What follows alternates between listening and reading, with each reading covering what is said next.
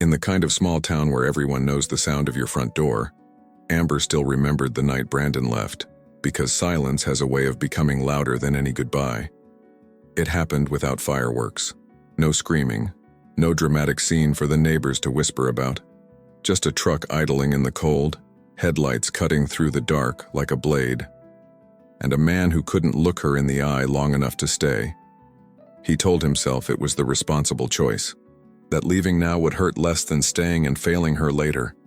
That ambition, fear, and pride were somehow noble when dressed up as, "I'm doing this for you." But Amber didn't hear nobility. She heard abandonment. And when the taillights disappeared down the empty road, something in her chest collapsed. Quietly, completely. Like a house whose foundation had been pulled out from under it. Days turned into months. Months turned into years. Seasons kept moving, because the world doesn't pause for a woman trying to breathe through heartbreak. Autumn brought harvest and hollow mornings. Winter brought storms that rattled the windows and forced her to learn how to be warm without his arms. Spring returned, rude and bright, as if hope was easy. Summer came, and the town kept living, while Amber learned how to rebuild in the rubble. She didn't wait for him. Not the way people like to romanticize pain. She survived. She worked. She healed the parts of herself he never even knew he wounded. And then one day, years later, Brandon came back. Not because the town called him. Not because the past forgave him. Because something inside him finally broke the right way. He returned expecting a ruin. He expected to find Amber small, dimmed, depressed, still trapped in the night he left. He expected empty eyes and an empty house. He expected the story to end exactly where he abandoned it.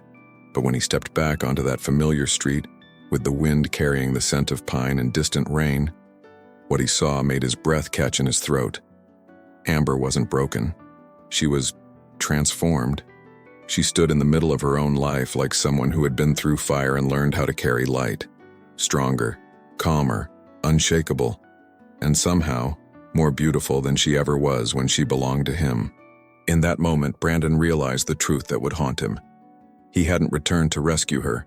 He had returned to face the miracle she became without him, and the question that chased him all the way back, through every mile, every regret, every prayer he never believed in before, finally rose like thunder in his chest. Was it too late? Stay until the end. Because the moment Brandon finally understands what he did isn't the moment he sees her again.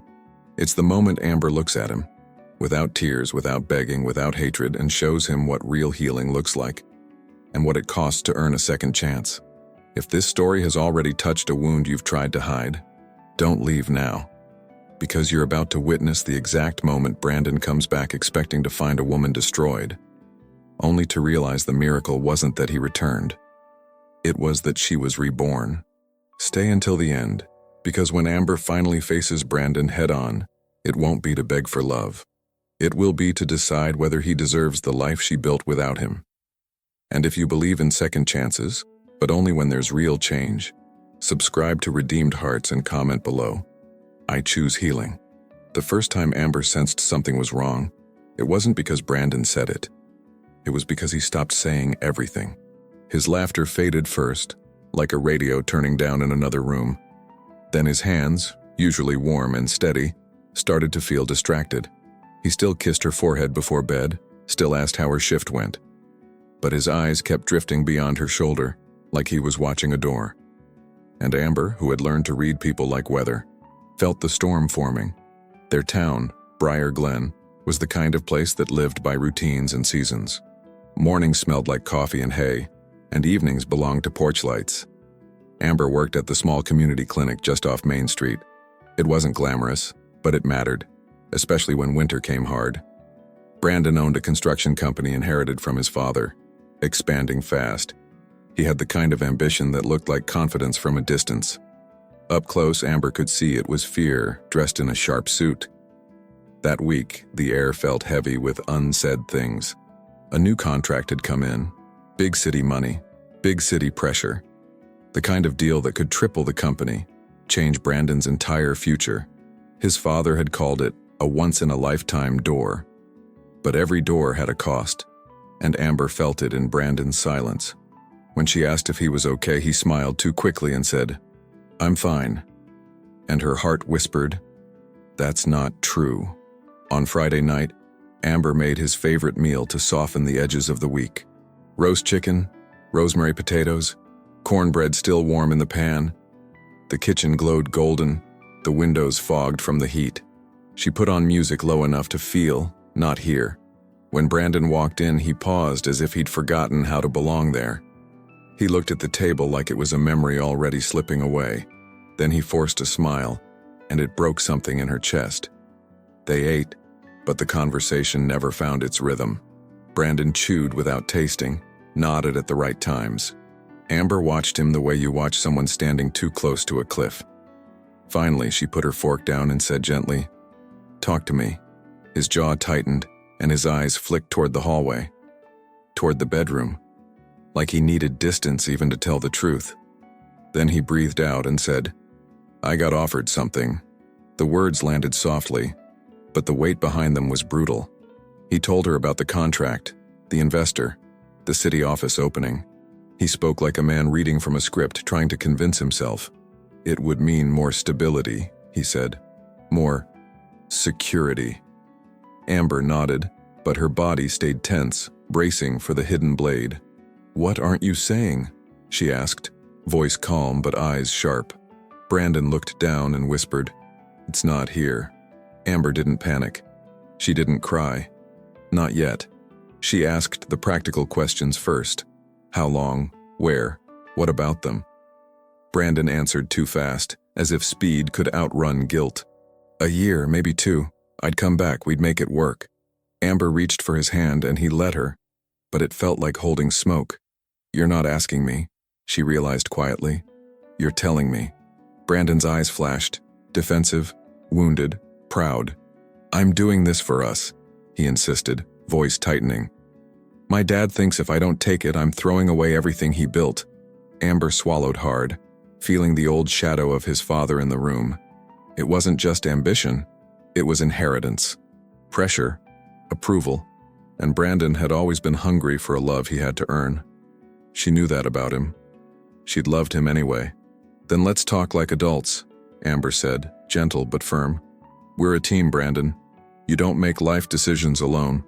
He stood up suddenly, chair scraping the floor like a warning. "I can't breathe here," he snapped, instantly regretting it. Amber didn't flinch, but her eyes filled anyway. Slow, controlled. "Don't do that," she whispered. "Don't turn this into my fault." Brandon ran a hand through his hair, pacing like the room was closing in. That was when Amber saw it, something darker than stress. He wasn't just leaving because of work. He was leaving because he was afraid of being the man she needed, afraid of responsibility, of commitment, of the ordinary sacrifices love demands. His success had always been a ladder, and he was terrified of standing still.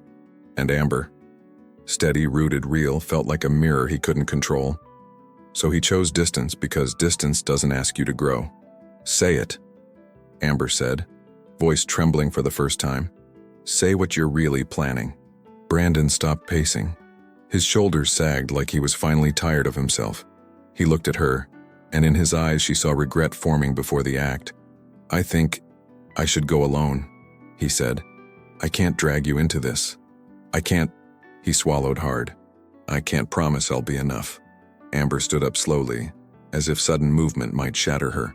"So your solution is to leave me here," she said, barely above a breath. "You don't get to decide what I can handle." Brandon's eyes flashed again, hurt now, not anger. "You deserve someone who's sure," he said, voice cracking. "And I'm not." The words fell between them like a door slamming shut. Amber walked to the sink, gripping the edge so tightly her knuckles turned white. Outside, the wind pressed against the house like it wanted in. Her reflection in the window looked like a stranger, eyes wide, mouth still. She thought of all the small plans they'd made, a bigger kitchen, a dog, a baby someday. She thought of the way he used to pull her close and say, "We're forever." Forever, she realized, was easy to say when life was soft. Now life had teeth. "I would have stayed," she whispered without turning around. "I would have built with you." Even if it was hard, Brandon's voice came behind her, quiet and ruined. I know. That was the cruelest part. He believed her. He just didn't believe in himself enough to accept her faith. So he chose the one thing he could control, leaving first, to avoid the risk of being left. The argument ended the way the worst ones do, without closure. No agreement, no comfort, just exhaustion and distance. Amber slept on the couch with the lamp on, like a child afraid of shadows. Brandon paced the bedroom, making calls, texting numbers Amber didn't know. Sometime after midnight, she heard drawers open, a suitcase zipper, the soft thud of boots being set by the door. Her chest tightened, but she still didn't move, because part of her refused to believe it. At 4:17 a.m., Brandon stood in the living room with his coat on. Amber's eyes were open in the dim light, though she pretended they weren't. He hovered near the couch like he wanted to kneel and beg forgiveness, but pride held him upright like a spine he couldn't bend. He whispered her name once, Amber, and the sound nearly broke him. She didn't answer, because if she did, she might shatter into pieces that would never fit back. So she stayed silent, and silence became the final permission. The front door opened with a sigh. Cold air swept across the floor. Brandon hesitated on the porch, shoulders tense, breath visible in the dark. He looked back, at the home, at the life, at the woman who loved him anyway. For a second, Amber thought he might come back inside, that he might choose courage over fear. But then his phone buzzed in his pocket. Business, duty, pressure, escape. And he walked to his truck like a man running from grace. The engine started. The headlights flashed across the living room wall. Amber stared at the ceiling, hearing everything and feeling nothing at once. When the tires crunched down the gravel driveway, she finally blinked. One tear slipped into her hairline, hot and silent. She didn't sob. She didn't scream. She didn't chase him into the snow. She just lay there, breathing through a pain so sharp it felt like a new kind of air. Because in that moment, Amber understood something terrifying. He wasn't coming back soon. Morning arrived the way it always did in Briar Glen, quiet, stubborn, unchanged. The sun climbed over bare trees, washing the snow with pale gold. Birds moved like nothing had happened, and the town kept breathing. Amber stood in the kitchen with a mug she didn't remember filling. The house felt too large, like a coat one size too big. She kept listening for Brandon's footsteps, then hated herself for listening. Because the silence wasn't temporary anymore. It was a new resident. She didn't call him that first day. Not because she didn't want to, but because she knew her voice would betray her. Too soft, too hopeful. She told herself he would reach out when he landed, when he settled. That this was a fight they would still have like adults, with apologies and plans. She waited until noon, then 2, then night, and when her phone stayed dark, Amber finally understood. He'd left with a head start. At the clinic the next day, she moved like she was underwater. She smiled at patients, checked vitals, filled prescriptions, cleaned rooms. Her hands remembered how to be useful even when her heart couldn't speak. People asked casually at first, "Where's Brandon?" as if he were on a work trip. Amber answered with rehearsed calm, "Out of town for a contract." She didn't offer details, because details made it real. And real, right then, felt like a weight she couldn't lift. By the third day, the town had begun to notice the missing truck. In small places, absence is an announcement. At the grocery store, the cashier's eyes softened with pity too early. At church, someone squeezed her hand a second too long. At the diner, an older woman whispered, "Men these days. Always chasing something." Amber nodded like she agreed, but inside she was burning. Because no one knew what it felt like to be left with love still warm in your hands. On Friday night, Amber sat on her porch wrapped in a blanket, staring at the road. She hated the part of herself that still expected headlights. She hated the way her body remembered his schedule, his habits, his keys. The wind smelled like pine and cold metal. She finally opened her phone and typed, "Did you get there safe?" Her thumb hovered for a long time. Then she erased it, because she refused to be the one chasing someone who ran. He texted at 1:32 a.m. One sentence. No warmth, No remorse. I'm here. I'm busy. We'll talk soon. Amber stared at the screen until the words blurred. There was no, I miss you. No, I'm sorry. No, are you okay? Just distance disguised as responsibility. And something in Amber, something soft, hardened into a quiet, shaking rage. The next weeks became a lesson in survival. Bills arrived like clockwork, indifferent to heartbreak. The roof needed repairs. The car needed new tires. Brandon's half-finished projects around the house looked like abandoned promises. Amber learned how to fix things herself because asking for help felt like surrender. She watched tutorials, borrowed tools, called her brother when she absolutely had to. And every time she tightened a screw, she felt like she was tightening her spine too. Some nights, grief came like a wave, sudden, violent, stealing her breath. She would fold laundry and suddenly smell his cologne on a sweatshirt. She would wash dishes and hear his laugh in the back of her mind. She would wake from dreams where he came home, only to open her eyes to an empty bed. Those were the nights she pressed a hand to her mouth to keep from making a sound, not because she was ashamed to cry, but because she refused to give the town a soundtrack to her breaking. The phone calls, when they happened, were worse than silence. Brandon sounded distracted, clipped, like her pain was an inconvenience. He spoke about contracts and deadlines and new offices like they were oxygen. Amber asked carefully, "When are you coming home?" He never answered directly. "Soon," he'd say. "I'm figuring things out." And Amber began to realize that figuring things out meant figuring out life without her. She didn't beg. She didn't threaten. She did what strong women do when they're bleeding and no one's watching. She kept going. She showed up.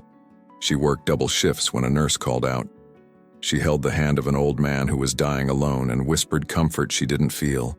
And when she drove home at night, exhausted, she stared at the stars and asked God quietly, "Why does love have to hurt like this to teach us something?" Winter turned deeper, and Briar Glen became a white world. Amber's breath came out in clouds, and her cheeks stayed raw from cold. One evening, a snowstorm hit hard, knocking out power on half the street. Amber drove from house to house with the clinic's emergency kit, checking on elderly neighbors. She lit candles in kitchens, wrapped blankets around shoulders, made sure hearts were still beating. Someone said, "You're a blessing, Amber." And for the first time in weeks, she believed she might still be something other than abandoned. That storm night became the beginning of her quiet transformation. Not because it made her happy, but because it reminded her she had purpose even without being chosen by a man. She didn't need Brandon's return to matter. Her hands mattered. Her voice mattered. Her presence mattered. And in the dark, with candlelight trembling on the walls, Amber made a vow to herself. "I will not become my heartbreak." In January, she joined a small group at the community center, women who met weekly. Some were widows, some were divorced, some were simply tired. They shared stories over coffee and casseroles like healing could be homemade. Amber listened at first, letting other women's courage fill the spaces in her chest. Then one night she spoke, just a few words. "He left," she said, "and I'm trying not to disappear." No one gasped. No one judged. They just nodded like they understood the language of loss. On a Tuesday afternoon, Amber found a box in the back of her closet. Photos, ticket stubs, a pressed wildflower from the day Brandon asked her to be his girlfriend. Her hand shook as she lifted each memory like it might cut her. She expected to collapse into tears. Instead, she felt something strange. Distance. Not indifference, not hatred, and just clarity. She realized she could love someone and still choose not to let them ruin her life. And that thought tasted like freedom. The final breaking point came in early March. Amber called Brandon, not crying, not yelling, just tired. She asked him directly, "Are you coming back, Brandon? Or are you letting me go?" Silence stretched on the line, heavy and cowardly. Then he said, "Amber, I don't know who I am right now." And she replied, voice steady with heartbreak and steel, "Then don't keep me trapped while you figure it out." She hung up first, hands trembling. But for the first time, her spine didn't bend. The next morning, she took a deep breath and did the thing she'd been avoiding. She packed his remaining clothes into boxes, not in anger, Carefully, respectfully, like closing a chapter with clean hands. She removed his toothbrush from the bathroom, his boots from the door, his jacket from the hook. Each item felt like a small funeral, but she kept going, because she understood something now. Hope without evidence is a kind of self-harm. Amber changed the locks, not as revenge but as boundary. She mailed him a letter with no drama, no accusations, only truth. I loved you, but I won't live suspended. If you ever return, it must be different. It must be real. She didn't ask him to fight. She didn't ask him to explain. She simply stepped out of the waiting room of her own life, and when she dropped the envelope into the mailbox, she felt the first breath of spring in her lungs. That night, Amber stood in her backyard, under a sky crowded with stars. The air was still cold, but it no longer felt like punishment. She wrapped her arms around herself, not in loneliness, but in protection. She whispered, "I'm still here," as if reminding her soul to stay. Somewhere far away, Brandon was building towers and calling it success. But Amber was building something quieter, stronger, sacred. And the truth was this: the ruin he expected to find someday was already gone, because Amber had decided to become her own miracle. 3 years later, Briar Glen still woke up slow and honest. Sunlight spilled over the fields like a blessing that didn't rush. Amber rose before dawn, not because she had to, but because she could. Her life had become a rhythm she owned, not a routine she survived. She drank coffee by the window and watched the world come back to color. Some mornings, the past whispered, but it no longer commanded her. And that was how she knew she had changed. At the clinic, Amber wasn't the quiet nurse who kept her head down anymore. She had become the steady voice people looked for when fear entered a room. She organized outreach days for farms outside town where folks avoided doctors. She drove the old clinic van down dirt roads with medicine packed in coolers. She listened to tired mothers, stubborn men, frightened teenagers, lonely widows. She never acted like a savior, only a woman who understood pain. Because heartbreak had trained her to treat people gently, her house looked different now too, like it had forgiven itself for waiting. The porch steps had been repaired, the fence straightened, the roof patched. A small garden grew beside the mailbox, her hands learning to make life again. A rescue dog slept by her feet most nights, loyal without conditions.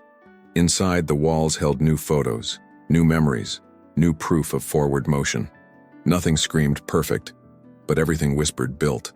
And Amber had built it with her own 2 hands. She still had nights where grief arrived uninvited, soft as snow. A song in the grocery store, a cologne on a stranger, a couple laughing in the diner booth he once loved. But the pain didn't drown her anymore, it passed through like weather. She had learned that healing wasn't forgetting. Healing was staying whole even when remembering. That spring, the town prepared for its annual Harvest and Hope Festival. It wasn't fancy, just food trucks, quilt booths, school choirs, and porch light smiles. Amber volunteered to run the free health tent beside the community center. She ordered supplies, recruited nurses, and made a checklist like her life depended on it. Helping people had become her language for survival, not because she was avoiding her own emptiness, but because she refused to let her pain be wasted. Brandon's name returned to town before his body ever did. A newspaper article from the city praised his company's growth. People at the diner spoke like success was a redemption on its own. "Brandon Cole is doing big things," someone said, like that settled every wound. Amber heard it all with a face that gave nothing away.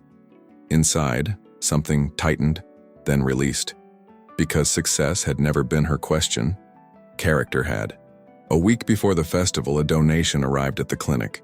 New equipment paid in full, delivered with quiet efficiency.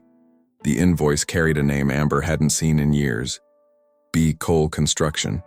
Her fingers went cold around the paper, like she'd grabbed a live wire. No note, no explanation, no signature. Only money doing what words wouldn't. And Amber felt the old anger rise, sharp and familiar.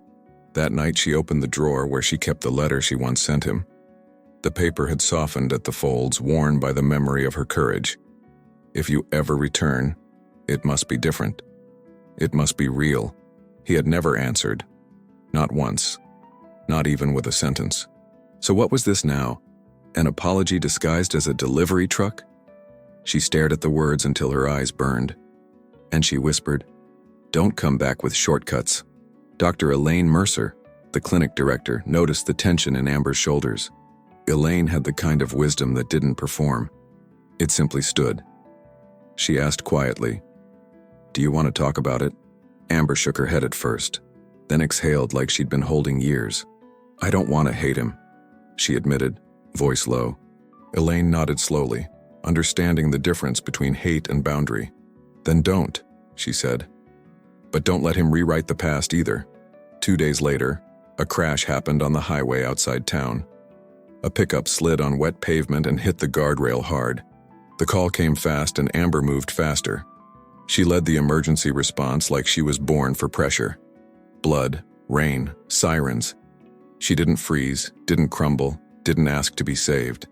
Her hands worked steady, her voice calm, her heart fierce. And somewhere inside, the old Amber watched in awe. After the patient was stabilized, a local reporter snapped photos for the paper. "Amber, you were incredible out there," he said, hungry for a quote. She wiped her hands and gave him a look that ended the conversation. "Don't make a story out of someone else's worst day," she replied. Her strength didn't need applause, it needed purpose.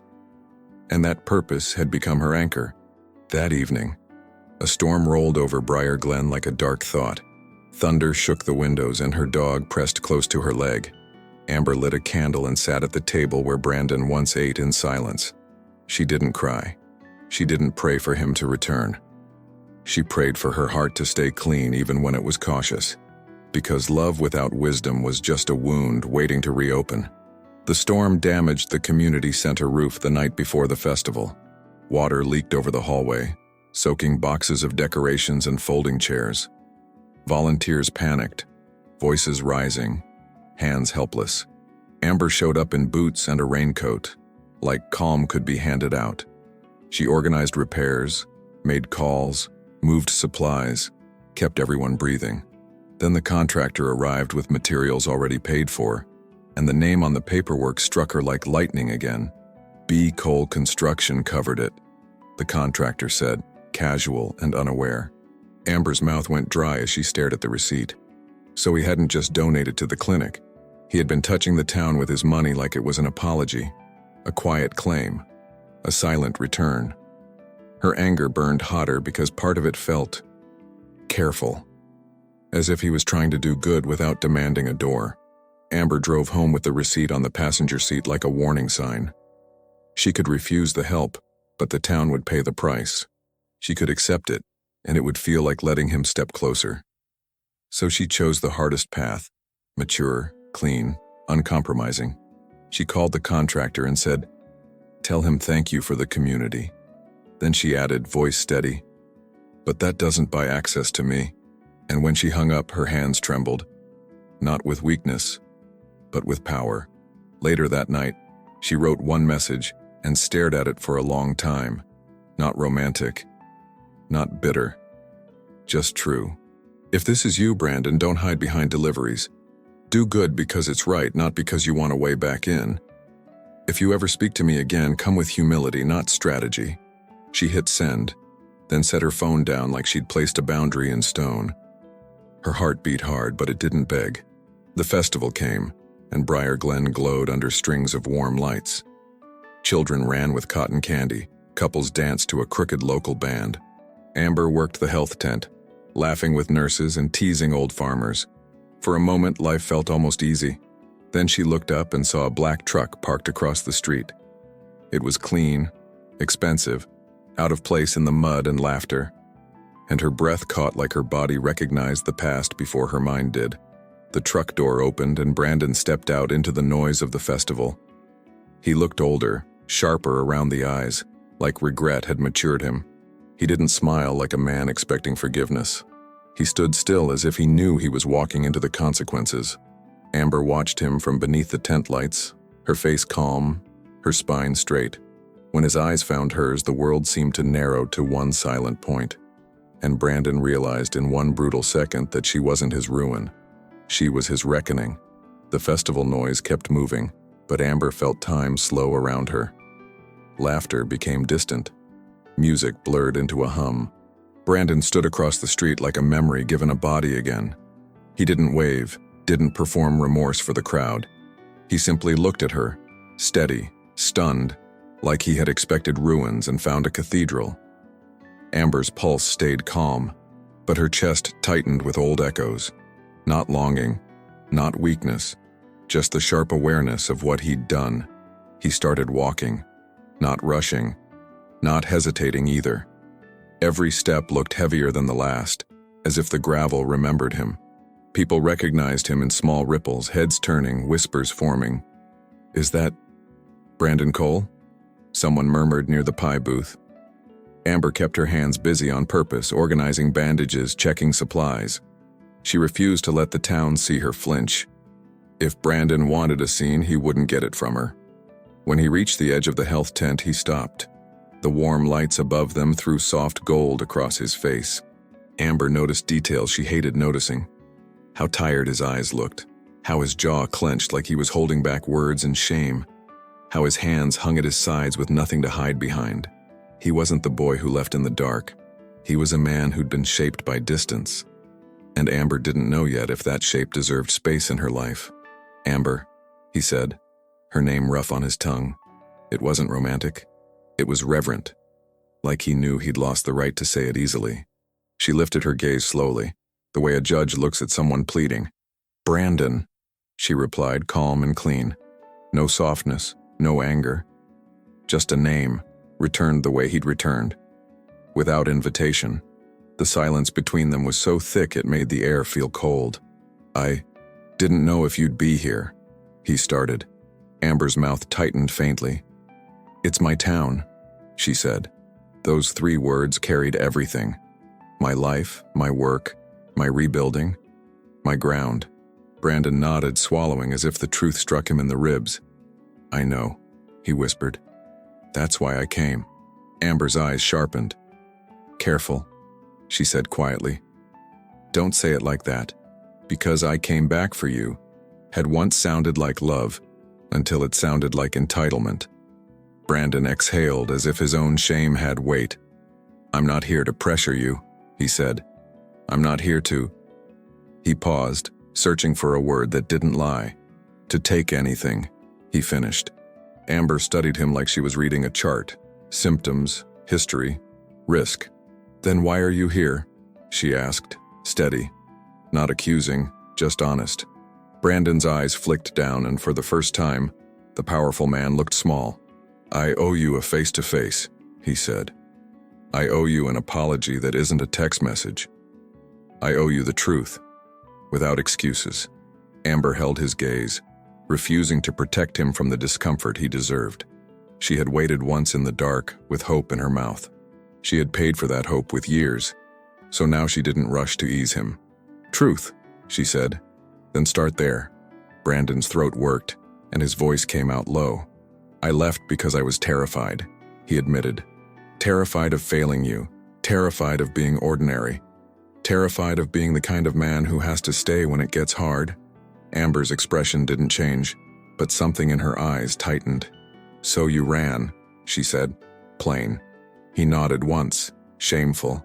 "Yes, and I told myself it was love, but it was cowardice." The word hung between them like a confession offered without guarantee of forgiveness. Amber felt the old pain stir, not as a flood, but as a scar pulled too hard. She remembered the couch, the headlights, the cold air sweeping through the door. She remembered fixing the roof alone. She remembered swallowing cries so the neighbors wouldn't feed on them. She let those memories rise, then settle. "I didn't need you to be extraordinary," she said softly, voice steady with truth. "I needed you to stay." Brandon's eyes glistened, and he looked away like he couldn't stand the honesty. "I know," he whispered. "I know." Amber didn't soften at the sound. Knowing now didn't rewrite what she'd carried then. "You sent money," she said, tone sharp with boundaries. "Donations, repairs, equipment." Brandon's face tightened, as if he expected anger. Amber's voice stayed controlled. "What was that?" His shoulders sagged. It was me trying to make things right without forcing myself into your life. Amber's gaze didn't blink. And did you think money could speak where you refused to? Brandon looked at her then, fully. No, he said. Not speak. Only serve. He swallowed hard. I didn't want my return to start with me demanding your attention. Amber let out a small breath. Not relieved, not impressed. Then you should have started by apologizing years ago, she said. Brandon nodded again like he agreed with every sentence she used to stab him with truth. I should have, he admitted. And I didn't because I was ashamed. Amber's eyes narrowed. Shame is not an excuse, she said. It's just proof you knew what you did. Brandon flinched, almost imperceptible. Then he did something Amber didn't expect. He stepped back, giving her space, like he was choosing humility in real time. You're right, he said. You don't owe me a conversation. Amber's mouth pressed into a thin line. For the first time, her heart recognized something that wasn't manipulation, not charm, not pressure. Respect. But respect alone wasn't redemption. It was only the beginning of not being dangerous. The festival lights flickered in the breeze and someone nearby laughed loudly. Amber's hands started to shake, so she curled them into fists beneath the table. Brandon noticed and looked pained. He spoke softly, like he was afraid to bruise her again. Can we talk somewhere quieter? He asked. Amber's eyes flashed. Why? So I can say what I came to say. And then leave you alone if you want. That last part, leave you alone, landed in her chest like a new language. Amber held him there for a long second, testing if he would break under her gaze. People waited for drama. The town loved a story. Amber refused to perform her pain for their entertainment. Not tonight, she said finally. Brandon's face fell, but he didn't argue. He nodded once, accepting the boundary like a man learning consequences. When? He asked, voice quiet. Amber's expression stayed calm, but her words were sharp enough to draw blood. When I decide I'm ready, she said. Not when you feel guilty. Brandon swallowed, the muscles in his jaw working. I'll be here, he said. Amber's eyes didn't soften. This town is not a waiting room, she replied. He blinked, then nodded again, as if she was teaching him a new kind of truth. I understand, he said, and it sounded like he finally did. Amber turned slightly, reaching for a clipboard, signaling the conversation was done. Brandon stood there a moment longer, like he wanted to say her name again. But he didn't. He let silence remain respectful. When he stepped away from the tent, the air felt lighter and heavier at once. Amber's co-workers approached carefully, eyes wide with questions. You okay? One of them whispered. Amber forced a small, controlled smile. I'm fine, she said. But it wasn't the old lie Brandon used. This time it meant, I'm steady. I'm not collapsing. She was proud of that, even as her heart trembled in a place she wouldn't show. Across the street, Brandon leaned against his truck, watching the festival like an outsider. He didn't mingle, didn't try to win people back with charm. He looked like a man who knew he didn't deserve comfort yet. Amber caught herself staring and looked away quickly. She was not going to read hope into his posture. Not again. But later, when a child tripped near the food trucks, Amber saw Brandon move instantly, catching the child before he hit the ground, then stepping back without seeking praise. Amber watched that small moment and something inside her shifted, subtle, cautious. Not forgiveness, not love. Only the awareness that change, real change, sometimes shows up quietly. Still, she didn't chase it. She didn't open the door just because someone knocked differently. That night, when the festival ended and Amber walked home under a sky full of stars, she whispered the truth that both protected and haunted her. I can't afford to believe too soon. And somewhere behind her, in the darkness of Briar Glen, Brandon made a promise he couldn't say aloud, that he would earn every inch or leave her peace untouched. The next morning, Amber woke up before her alarm, heart already alert. The festival was over, but her mind was still standing under those lights.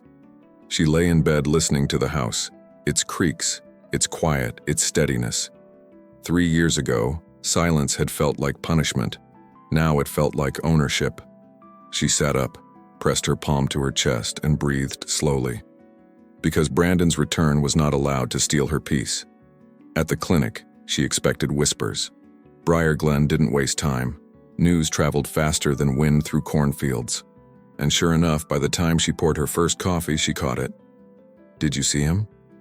Is he really back? What does Amber think? She kept her face neutral, voice firm, her posture calm. He showed up, she said simply, then turned to a patient file. Amber had learned that clarity was a shield. Give nothing, and gossip starves. Brandon didn't show up at her door. He didn't send flowers. He didn't leave dramatic messages that sounded like movie apologies. Instead, on Tuesday, a volunteer coordinator from the community center called Amber. "We're short on manpower," she said. "The roof repairs still need finishing."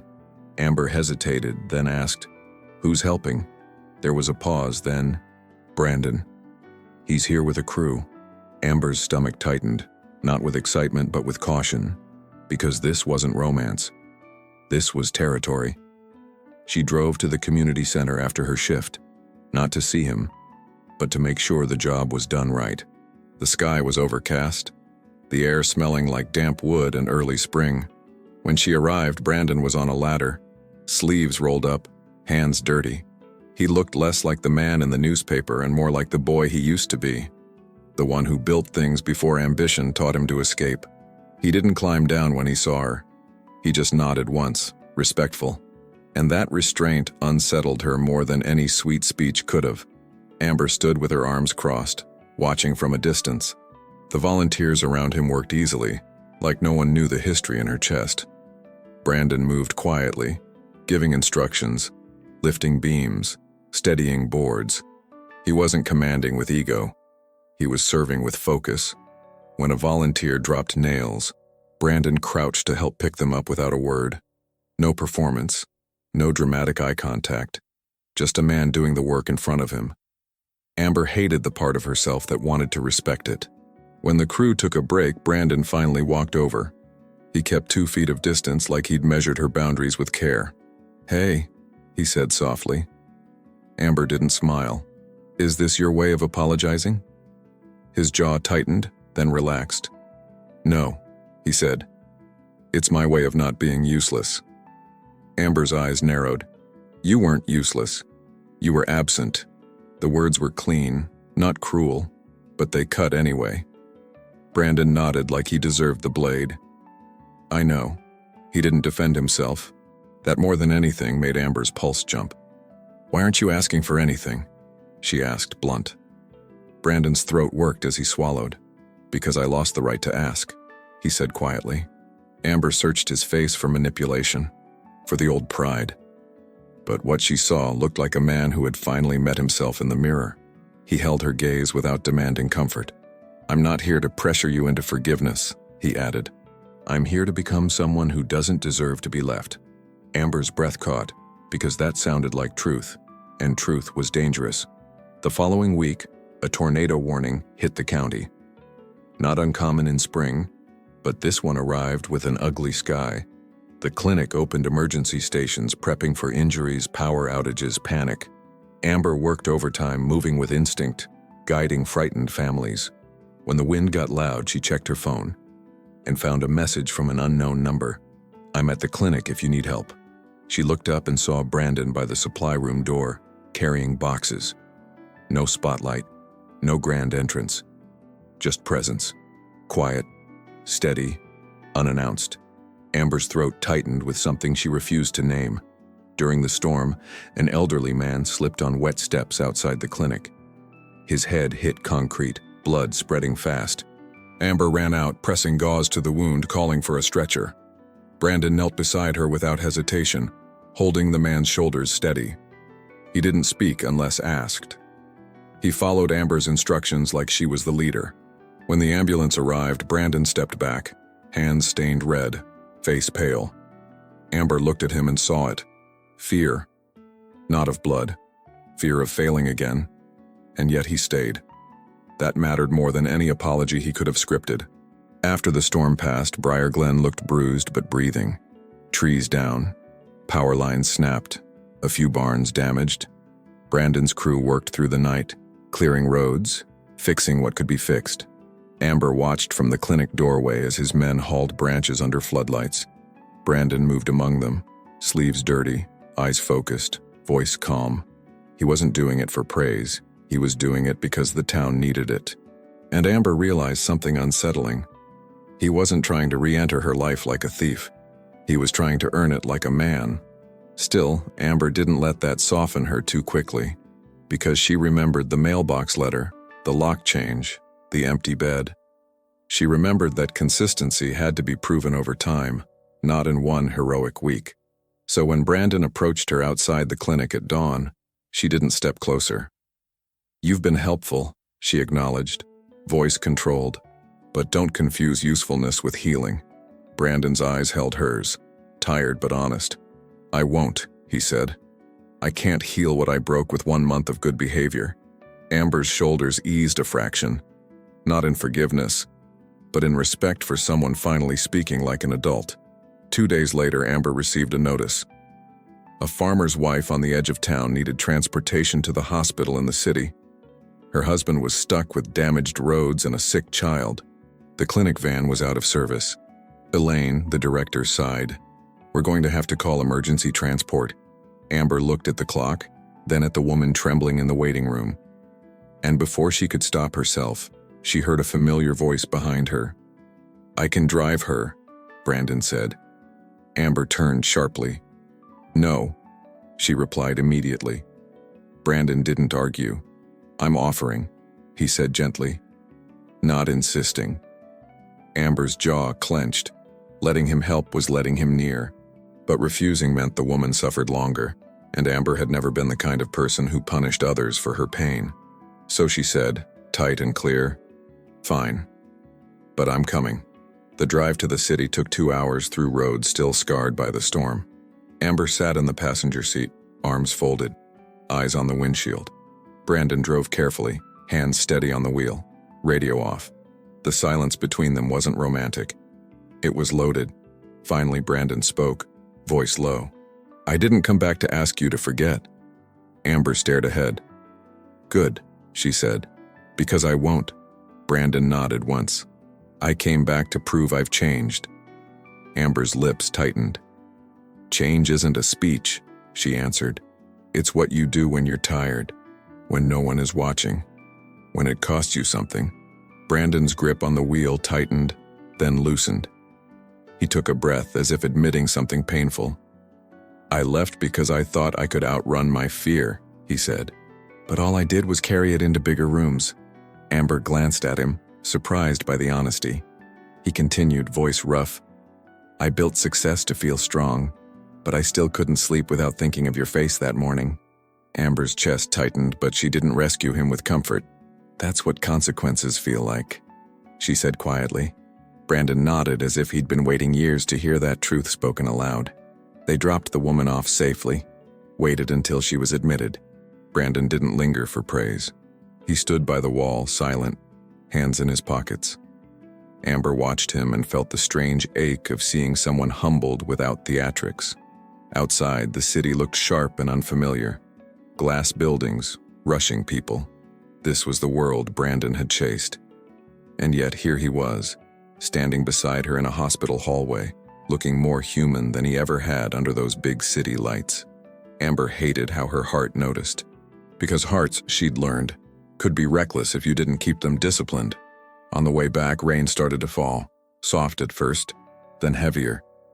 Brandon slowed the truck and glanced at Amber. "Are you okay?" The question was simple, but it carried something he'd never offered before. Attention without agenda. Amber hesitated, then answered with a truth she hadn't spoken in years. "No," she said softly. "But I'm better than I was." Brandon's throat tightened. "I'm glad," he whispered. Amber turned toward the window, voice steady but quiet. "Don't be glad like you had nothing to do with it." Brandon flinched, then nodded. "You're right," he said. "I don't get to celebrate your healing." When they reached Briar Glen again, the clouds began to break. Sunlight spilled through the gray like something stubborn and merciful. Brandon pulled up in front of Amber's house, but he didn't turn off the engine right away. He didn't look at her like a man waiting for a kiss. He looked at her like a man asking permission to exist in her presence. "I won't come to your door unless you invite me," he said quietly. Amber's heart beat hard, but her voice stayed controlled. "Good," she replied. "Because I'm not confused anymore." Brandon nodded, respect in his eyes. "I can see that," he said. And for the first time, Amber believed he truly did. As Amber stepped out of the truck, Brandon spoke again. One last sentence. "I'm going to keep showing up," he said, voice steady. "Not to win you, not to trap you, but because the man who left doesn't deserve to exist anymore." Amber froze for a second, rain cooling her skin, wind lifting her hair. She didn't turn back with softness. She didn't give him false hope, but she said something that was both warning and possibility. "Then prove it and understand proof has a price." Brandon nodded once, as if accepting a sentence he deserved. And Amber walked into her house alone, still alone, but with the first cautious sense that maybe this time he wasn't running. Healing didn't arrive with flowers or slow dances in the kitchen. It arrived with early mornings and muddy boots by the door, with Brandon showing up to rebuild storm-broken fences for strangers, with Amber watching from a distance, refusing to mistake effort for earned trust. Some days felt lighter, and she hated herself for noticing. Other days the past hit her like cold water, and she went quiet again. And Brandon for once didn't punish her silence with his pride. He kept his word about her door. He didn't knock, didn't linger on her porch, didn't try to corner her. If he needed to speak, he asked Elaine at the clinic or left a message. No "I miss you" texts designed to soften her resolve. No late-night calls that turned guilt into intimacy. Amber noticed the restraint, even when she pretended she didn't, because boundaries were the first language of respect. One afternoon, the clinic ran short on supplies after the storm's aftermath. Deliveries were delayed, and patients kept coming anyway. Amber stayed late, counting inventory like it was a prayer. Brandon arrived quietly with 2 boxes and a printed receipt. "Donated by the company," he said, placing them down without looking proud. Amber's eyes narrowed. "No hidden strings?" she asked. Brandon shook his head once. "None. I'm learning to give clean." Amber didn't thank him the way a grateful woman in a movie would. She checked the labels, matched the counts, verified the lot numbers. Then she said, "This helps patients. That's what matters." Brandon's jaw tightened like he wanted to hear something softer, but he only nodded, accepting the reality of what trust required. He turned to leave, then stopped at the door. "I'm proud of you," he said quietly, then left before she could respond. That night, Amber sat at her kitchen table with her dog's head on her lap. The words "I'm proud of you" echoed like a bell in an empty church. Not because she needed his approval, because it reminded her of what they could have been if he had stayed. She pressed her fingers into the dog's fur and breathed through the ache. Healing, she realized, wasn't the absence of pain. It was the ability to hold pain without letting it rule the house. The next week, the town's old farmhouse on Miller Road caught fire. Not a roaring blaze, but a fast, hungry one that ate the porch and roofline. Amber arrived with the clinic's emergency kit, heart pounding, smoke in her hair. Neighbors ran water buckets, shouting names, trying to save what they could. Brandon's truck pulled up, and he jumped out with a fire extinguisher and gloves. He didn't look at Amber first. He looked at the flames, and he ran toward the danger like a man who finally knew what mattered.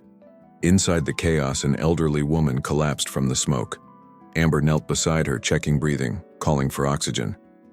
Brandon crouched too, steadying the woman's shoulders while Amber worked. "Stay with me," Amber whispered to the woman, voice calm but urgent. Brandon's hands trembled slightly, but he didn't pull away. "Tell me what you need," he said, eyes on Amber's face like she was the command. That was new, him following her lead without needing control. When the woman began to breathe more evenly, Amber finally looked up. Brandon's face was streaked with soot, his eyes red from smoke and fear. For a second, she saw the boy who used to panic when life got too real. But he was still there, still kneeling, still present. Amber's throat tightened, and she forced her voice to stay steady. "You did good." she said, simple and honest. Brandon blinked hard, like those 2 words weighed more than any contract. Later, after the firefighters secured the scene, the town gathered in exhaustion. People thanked Brandon, praised his crew, called him a blessing. Amber watched him step back from the compliments, refusing the spotlight. He handed his jacket to a shivering volunteer without hesitation. Then he walked over to Amber, keeping that careful distance again. "I wasn't brave," he said quietly. "I was terrified." Amber nodded once. "Bravery is staying while you're terrified," she replied. For the first time in years, Brandon's voice cracked. "I used to leave the moment fear showed up," he admitted. "And I called it ambition, so I wouldn't have to admit it was weakness." Amber held his gaze, her expression controlled but her chest tight. "I know what you called it," she said softly. "I lived inside the consequences while you renamed them." Brandon swallowed hard. "I'm sorry," he whispered, and it sounded like it cost him. Amber didn't accept the apology like a ribbon tied around a wound. She looked down at her hands, still smelling faintly of smoke and antiseptic.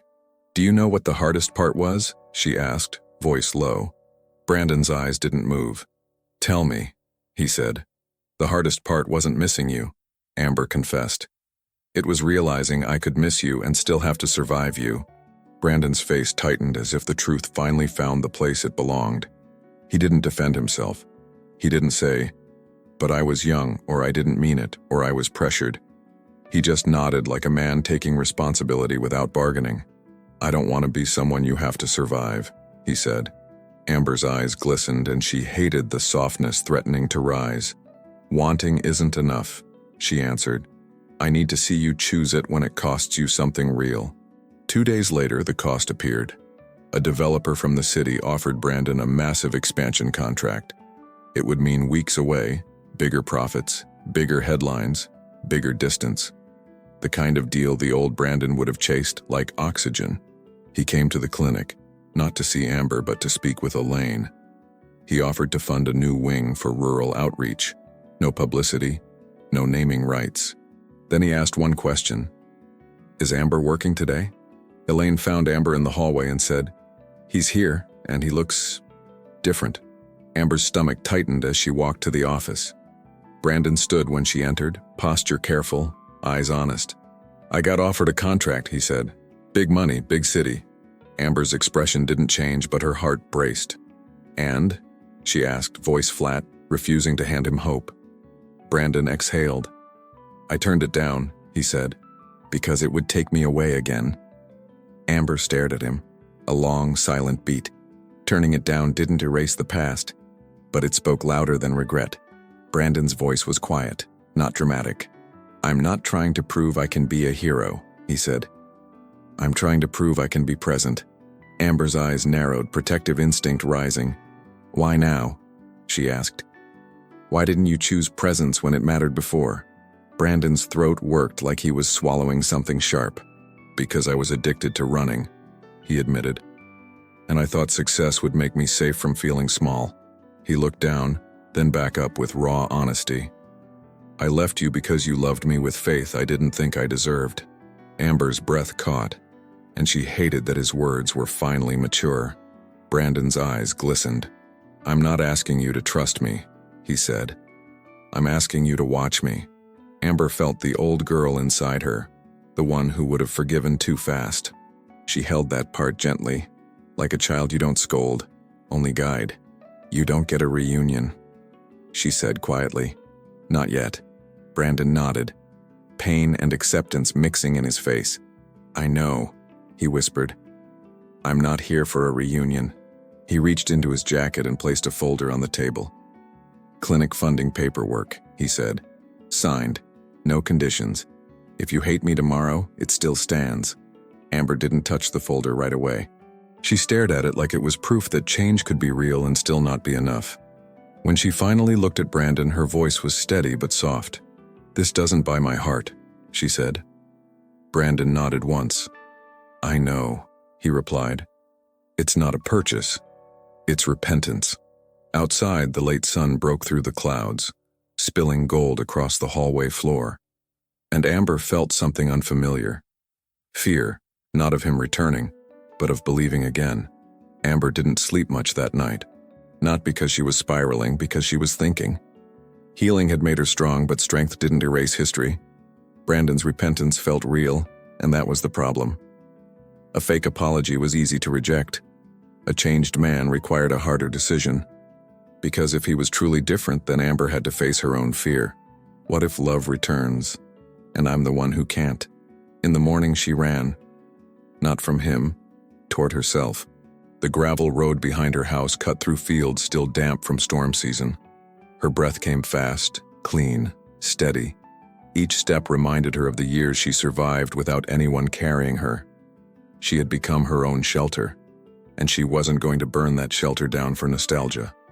At the clinic, Amber avoided the office where the folder sat. She knew what it meant, and she refused to romanticize it. Money, help, generosity, none of it erased abandonment. Still, she couldn't deny the difference. Brandon wasn't buying access anymore. He was choosing cost over convenience, and she hated that it made her heart feel tender. Tenderness, she'd learned, could be dangerous if it wasn't guided by wisdom. Elaine caught her in the hallway, eyes gentle but direct. "You don't have to decide today," she said quietly. Amber nodded, swallowing. "I know." Elaine leaned closer. "But don't punish yourself by pretending you feel nothing." That sentence landed deep. Amber had built boundaries, yes, but sometimes she used them like armor, and armor protected you, while also keeping you from being held. 2 days later, Amber found a note taped to the clinic's back door. No flowers, no dramatic handwriting, just plain paper. "I'll be at Miller Road at 6 a.m. helping the family rebuild their porch. No need to respond. Just wanted you to know where I'll be." Amber stared at it longer than she should have. He wasn't asking her to come. He was simply being visible, consistent, accountable. And in her chest, the door of forgiveness creaked open 1 quiet inch. At 6:05 a.m., Amber drove to Miller Road. She told herself it was for the family, not for Brandon. The morning air was cold enough to sting. The sky held that pale gray of early spring, the kind that promised sun later. When she pulled up, Brandon was already working, hammer in hand, sleeves rolled up. He didn't stop when he saw her. He didn't smile like he'd won. He simply nodded once, a silent greeting that said, "I'm here." That's all. Amber stepped out, boots sinking slightly in wet soil. The family's porch had been burned and storm damaged. The wood was warped and brittle. Brandon's crew worked quietly around him, focused. Amber approached with a bag of clinic supplies, bandages, antiseptic, gloves. A volunteer had scraped his hand earlier, and Amber treated it without hesitation. Brandon watched from a distance, jaw tight, as if her kindness still shocked him. When she finished, she glanced up and said, "Don't stare. Keep working." Brandon's mouth twitched, almost a smile, but he looked down obediently. An hour later, a board slipped, grazing Brandon's forearm. Not deep, but enough to bleed. One of the crew members offered to handle it, but Brandon shook his head. Amber saw the blood and felt something instinctive rise. Professional calm. "Sit," she ordered, pointing to the tailgate of his truck. Brandon didn't argue. He sat. Amber cleaned the cut with practiced hands, her face unreadable. Brandon stared at her like he was watching a miracle in real time. "Does it hurt?" she asked, clinical. He swallowed. "Not as much as I deserve," he whispered. Amber's hands paused for 1 second. Not because she was moved, because she was angry at how that line could soften a woman. Self-punishment wasn't repentance. "Don't do that," she said sharply. Brandon blinked. "Do what?" "Try to make suffering sound noble," she replied. She wrapped the bandage tighter than necessary, then met his eyes. "If you want to be different, don't romanticize guilt. Be responsible. Be steady." "That's enough." Brandon nodded slowly. "Yes," he said. "You're right." They worked side by side after that, not as lovers, like 2 adults on the same task. Amber handed out water, checked on volunteers, kept the rhythm moving. Brandon carried lumber, hammered nails, lifted beams. Their conversations were minimal, short instructions, small acknowledgments. But the silence between them felt different now. Not the silence of abandonment. The silence of two people learning a new language. Trust. Near noon, the family's little boy ran up to Amber holding a broken toy truck. "It won't work," he said, lip trembling. Amber knelt, trying to fix it, but the wheel was snapped clean off. Brandon crouched beside her, surprising her with his gentleness. "Here," he said quietly, taking the toy and examining it. He pulled a small tool set from his pocket, something he always carried now. With careful hands, he reattached the wheel using a tiny screw and a metal clip. The boy's eyes widened. "You fixed it." Brandon handed it back and said simply, "That's what you do when something matters." Amber felt the words settle in her chest like a confession. That afternoon, rain threatened again, but it held back. The porch stood stronger, clean boards aligned, nails tight. The family hugged volunteers, cried with relief. Brandon stepped away during the thanks, wiping sweat from his forehead, avoiding the spotlight. Amber watched him from the yard, her breath slow. The old Brandon would have soaked up praise like proof of worth. This Brandon looked like a man who didn't need applause to keep working. And for the first time, Amber felt something that scared her. A cautious respect turning into something warmer. When the crew packed up, Brandon approached her with that careful distance again. "Thank you for coming," he said quietly. Amber didn't answer right away. She studied his face, the tired eyes, the humility, the restraint. Then she said, "I didn't come for you." Brandon nodded. "I know." Amber's voice tightened. "But I also didn't come to punish you." Brandon's throat worked. "That means more than you think." Amber lifted her chin. "Don't mistake kindness for permission," she warned. Brandon's eyes held hers, steady. "I won't," he promised. That night, Amber opened the folder at the clinic. She read every page, every clause, every line. It was clean. No conditions. No name on a plaque. Just funding for outreach. Farm visits, emergency supplies, free care. Amber sat back in her chair, staring at the ceiling. Brandon had finally learned what real love looked like. Giving without taking. Serving without demanding. Staying without bargaining. And Amber felt the hardest truth rise in her. Forgiveness wasn't about excusing him. It was about freeing her own heart from living in the past. She called him. One single call after years of refusing. Brandon answered on the first ring, voice cautious. "Amber, I read the paperwork," she said, tone calm. There was a pause. "Okay," he replied softly. "This will change lives," Amber continued. "It's good." Brandon exhaled, relieved but controlled. "I'm glad," he said. Amber's voice sharpened. "And I need you to understand something." "I'm listening," he said immediately. "I'm not forgiving you in a moment," she told him. "I'm forgiving you in a process. If you can't handle that, leave now." Brandon's answer came without hesitation. "I can handle it. I'll stay." The following weeks became slow proof. Brandon showed up to meetings without acting like the hero. He took criticism without turning defensive. He listened to Amber's plans for outreach and treated her like the authority. When she challenged him, he didn't run. When she went quiet, he didn't punish her. He stopped trying to be impressive and started trying to be safe. And Amber's heart, still guarded, began to believe safety could exist again. One evening, after a long clinic day, Amber found Brandon waiting outside in his truck. Not at her house, not at her door, just there, parked at the curb, hazard lights on like a polite request. She walked toward him cautiously. He rolled down the window. "I heard you had a rough day," he said quietly. Amber's eyes narrowed. "Who told you?" Brandon hesitated.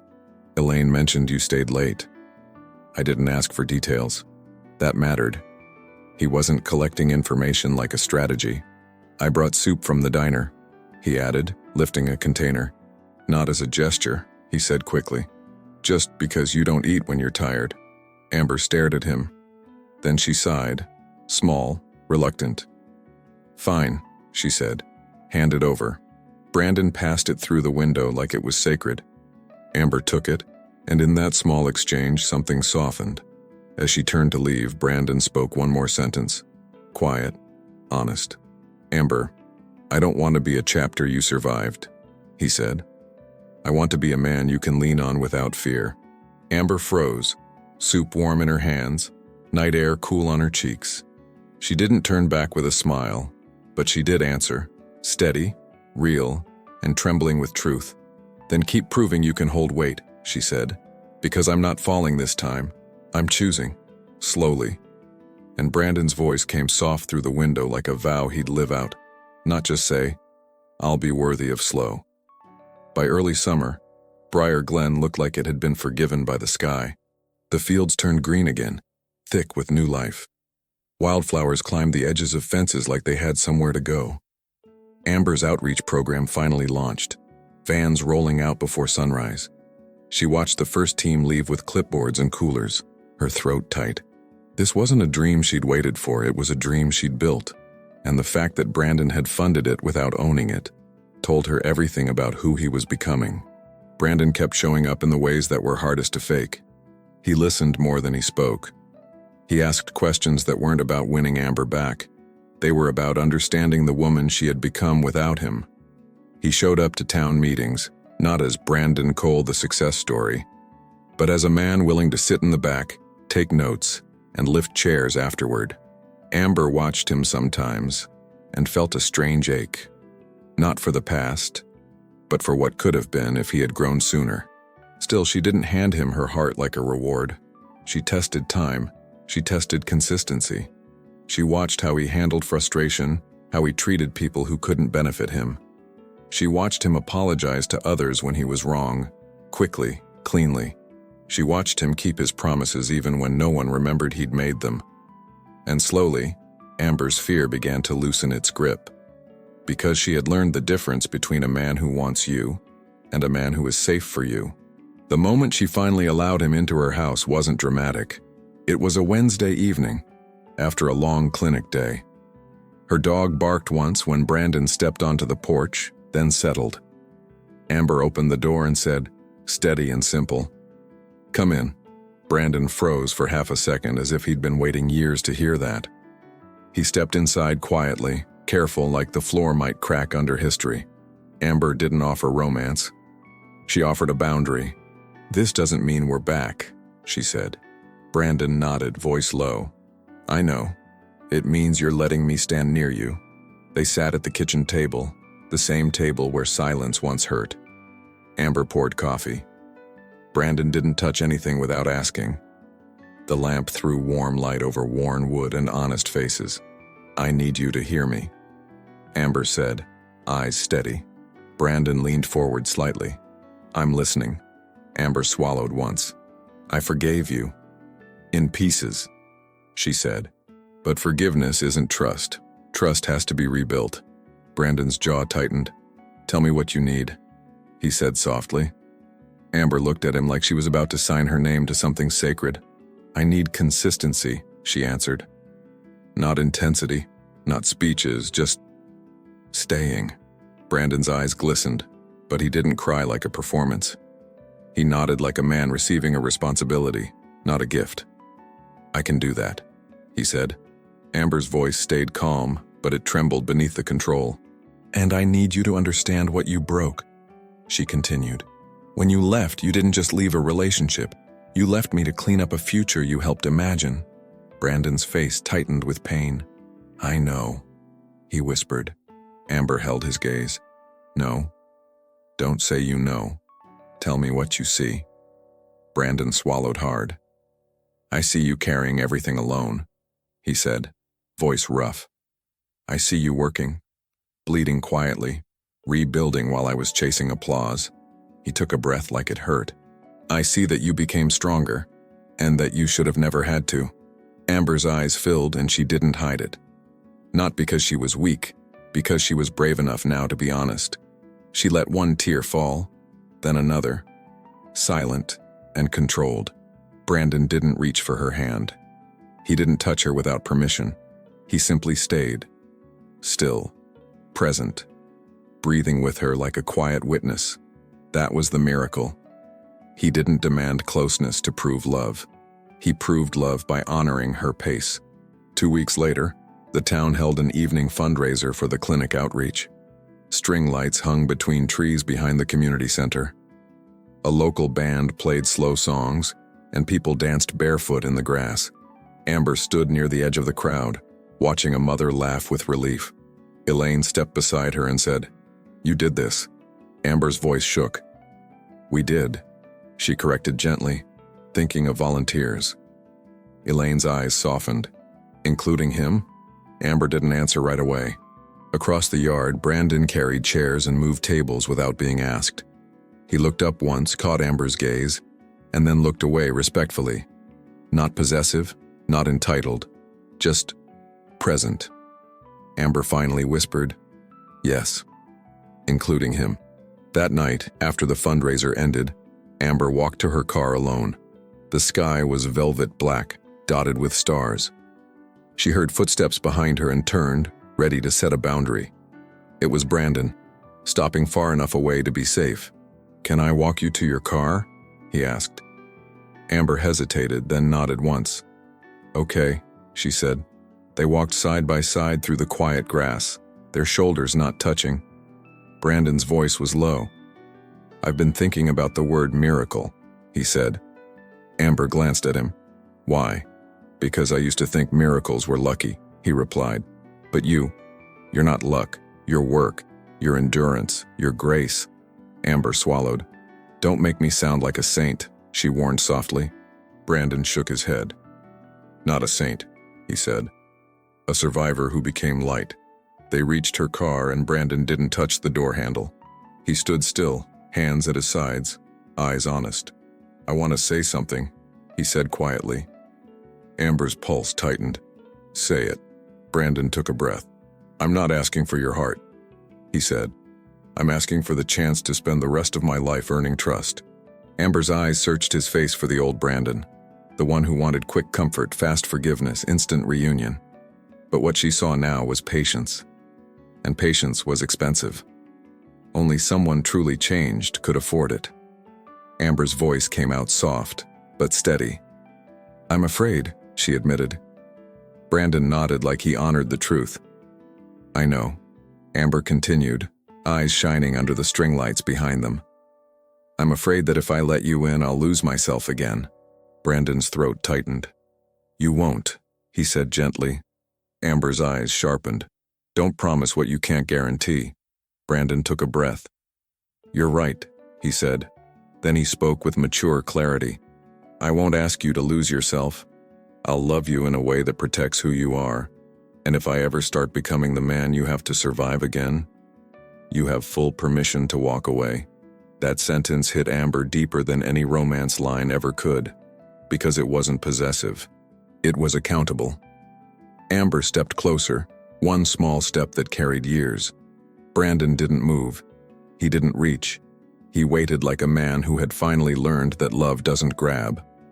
Amber looked up at him, eyes filled with something fierce and tender. "You don't get to erase the past," she whispered. Brandon nodded. "I don't want to," he replied. "I want to redeem it." Amber's breath shook. "Then tell me," she said, voice low. "Why should I believe you won't leave again?" Brandon's answer came quiet, steady. "Because I've learned that success means nothing if I'm hollow," he said. "And I've learned I'd rather be ordinary and present than impressive and gone." Amber swallowed hard. The words didn't sparkle. They rooted. The next morning, Brandon asked Amber to meet him at the edge of town, the old field where they used to park and watch sunsets when they were young. Amber arrived cautious, heart guarded. Brandon stood by his truck holding a small wooden box.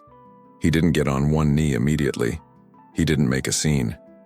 He said, "Before I say anything, I need to know, are you choosing this because you feel pressured? Or because you feel safe?" Amber's throat tightened. No man had ever asked her that.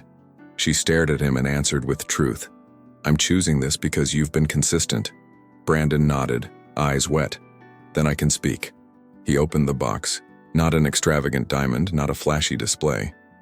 Inside was a simple ring, elegant, timeless. And beneath it, a folded note written in his handwriting. Amber's eyes narrowed. "What is that?"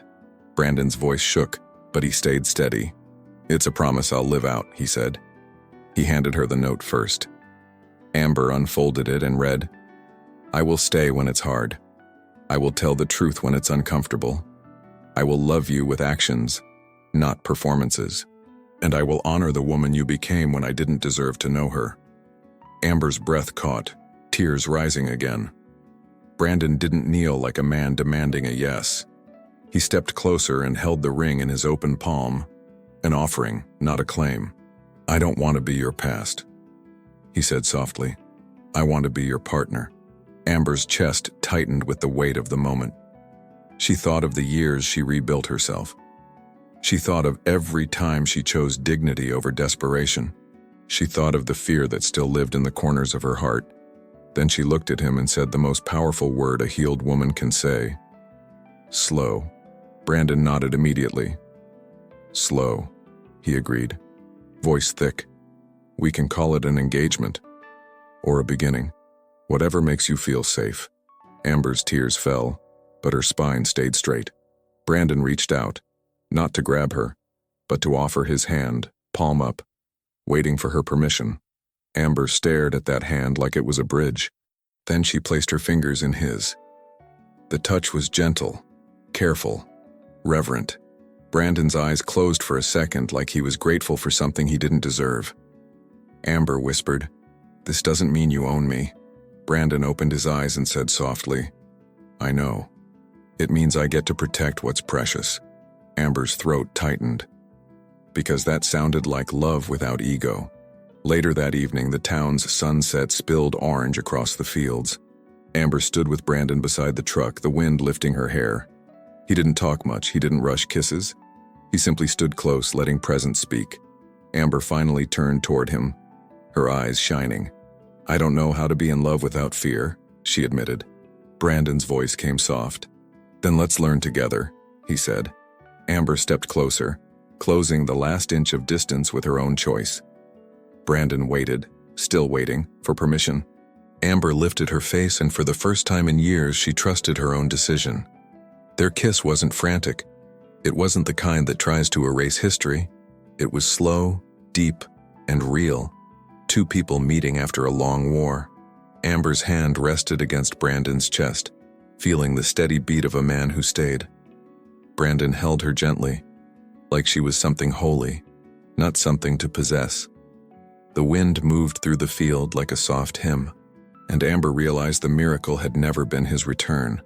The miracle was that love could be rebuilt, not by luck, not by passion, not by words, but by repentance that became a life. Amber didn't fall back into Brandon's arms. She chose him, slowly, wisely, with eyes wide open. Brandon didn't win her with promises. He earned her trust with consistency, humility, and actions that cost him comfort. In Briar Glen, people would always remember the man who left, but they would also witness the man who returned different, not to reclaim his past, but to honor the woman Amber became. Because redemption isn't a moment, it's a pattern. 1,000 small choices that say, I'm here, I'm staying, I'm worthy of slow. And under the same sky where Amber once cried alone, she now stood held, not by desperation, not by fantasy, but by a love rebuilt the right way. A love that didn't erase the scars, but turned them into proof that healing is real. And as Brandon kissed her forehead and whispered, "Thank you for choosing slow," Amber smiled, small, peaceful, certain, and replied, "Thank you for becoming safe." If this story reminded you that real love doesn't come back with promises, it comes back with actions, then don't let it end here. Subscribe now to Redeemed Hearts, because every week there's a new story that will make you take a deep breath and think, I can still believe in love. And I want to hear from you. Comment below, I choose healing, if you're choosing to start over without losing yourself. And comment slow love, if you believe the right love doesn't rush, it stays. If this story spoke to your heart, leave a like and send it to a friend who needs to remember. She is not what they did to her. She is what she chose to become. Subscribe now and come back for the next Redeemed Hearts story.